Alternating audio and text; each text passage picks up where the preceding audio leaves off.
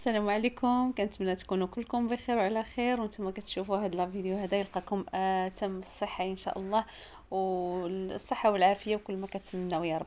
اليوم ان شاء الله غنوجد معكم قريشلات على الطريقه ديال ماما، الله يطول في عمرها والله يطول في عمر والديكم كاملين واللي توفاو ليه الله يرحمهم يا ربي. وسنه هجريه علينا وعليكم وجميعا يا رب يدخل علينا وعليكم بالصحه والسلامه يا رب. هاد القريشلات هادو ساهلين ماهلين، ما فيهم لا تماره لا والو، وكيجيو هشاشين ورطبين. تبعوا معايا الطريقه ان شاء الله. هنايا عندي ربعه ديال الزبده وثلاثه ديال البيضات وقبيصه الملحه وساشيه الفاني ديال الزهر. هاد الساشيات الفاني ديال الزهر انا زدتها لان ماما ما كانتش كديرها، كانت دير الزهر. المهم هنايا كما قلت لكم الساشيه ديال الزهر الفاني وقبيصه الملحه، ثلاثه د البيضات، ربعه ديال سنيده، كاس سكر ديال سنيده. هذا الكاس هذا بالنسبه للناس اللي ما تيبغيوش الحلاوه، هذا راه غيجيكم محلوينش. الا بغيتوا الناس اللي كيبغيو الحلاوه غيزيدوا يديروا واحد الكاس ونص ديال سنيده. هادشي اللي كاين. صافي غنخلطوهم مزيان. انا درت كلشي كما كتشوفوا، يعني راه ما صعابينش ودغيا كيوجدوا. درت كلشي في دقه وخلطت، يعني هاد المكونات اللي ذكرت دابا هما الاولين رانا خلطتهم، انا جالسه كنخلطهم دابا. من بعد غادي نزيد الزيت. عندي كاس ديال الزيت ونكمل لكم المكونات ومن بعد غتشوفوهم في الفيديو. المهم عندي كاس ديال الزيت وعندي خماره وحده حمراء وعندي الزنجلان وعندي النافع وحبة حلاوه اللي منقياهم مغسولين ومنقيين وصهدتهم غير شويه هكا، يعني ماشي محمرين غير مصهدين. لا هما لا الزنجلان غندير منهم معلقه وشويه، يعني معلقه كبيره والراس ديالها، سواء في الزنجلان سوا في حبة حلاوة. وعندي نص كاس ديال الماء الزهر. نورمالمون اللي ما عندوش هاد الساشيه ديال الزهر يدير كاس ديال الزهر اللي عنده، حيت انا درت الساشيه ديال الزهر داك الفاني ديال الزهر، فدرت غير نص كاس ديال الزهر. صافي هادشي اللي غندير، غنخلطهم كاملين وغنبدا. ها هما شفتوا كيوريتكم نص كاس ديال الزهر فقط. وغنبدا نخلط.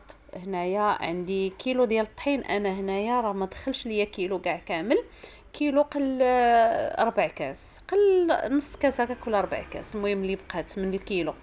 نتوما كل واحد وعلى حسب الطحين اللي غيستعمل، حيت كاين الطحين اللي كيشرب وكاين الطحين اللي ما تيشربش. المهم انا كنحاول نقول لكم كلشي بالتفاصيل باش الحاجه اللي درتها تجي معكم صادقه وترحموا لي الوالدين. صافي انا غنبقى نزيد الطحين صافي حتى كتولي عندي العجينه، كيف حال ديال الفقاس، ما قاصحه ما خفيفه، يعني قابطه راسها. هنايا باش ما تقطع لكم ما والو ويجيكم زويونين دوك الحريبلات، هو انكم ملي نكملوها تغطيوها بسلوفان هذا، وغتخلي بسلوفان وغادي تخليوها ترتاح، منها كتجمع راسها ومنها كتجيكم ساهله حتى في الخدمه. يعني ماشي بزاف على ما توجدوا الطاوات، كما انا وجدت الطاوه ودرت ليها الكاريطه ديال الفران وصافي. وانا بديت كنديرهم حريبلات. هنايا ما ديرهمش كبار بزاف لانهم كيتنفخوا، ولكن كيتنفخوا داك النفخ اللي معقول، ماشي كيتزادوا في الحجم بزاف لان فيهم غير ساشيه ديال الخميره. صافي هنايا راه درتهم انا كما كتشوفوا شفتوا، يعني درتهم شويه، كاين اللي درتهم صغار كاين اللي درتهم موين. صافي كنقطعوهم هكا نيشان غير بالمقص. انا عندي مقص هذا راه واخده ماضي خاص بالكوزينه، كنقطع به بحال هكا. المهم كنقطعوهم بحال هكا كاملين. تنكملوا الطاوه ونشعلوا الفران، يكون الفران سخون مزيان باش ملي ندخلوهم غادي نديروهم الفوق حتى كيطيبوا. هادو كيجيو ساهلين، ماشي بحال اللي كتدخليهم يطيبوا شويه واحد غير يضربهم الصهد وتجبديهم عاوتاني وتقطعيهم. هادو نيشان كتقطعيهم في المقله، في الطاوه، سمحوا لي المقله في الطاوه صافي، وكتدخليهم الفران ويتحمروا من الفوق وتهبطيهم لتحت يتحمروا، يعني ما كيعذبوكش تبقاي تقلبيهم وتصاوبيهم. كيجيو ساهلين، ما كيعذبوك، ما فيهم لا عذاب لا حتى شي حاجه. المهم هنايا انا هاد الكميه هادي راه عطاتني 4 ديال الطاوات، عندي هنا عطاتني جوج طاوات كبار وجوج طاوات موين. صافي هنا راه انا دايره الاولى كطيب، انا نوريها لكم. هنايا هي في الفران غديروا نار، غديروا بحال هكا يعني متوسطه، ما تكونش مجهده، ما تكونش خفيفه، اللي باش طيب باش يطيب يجي مزيان طيب من الداخل ويجيو محمرين.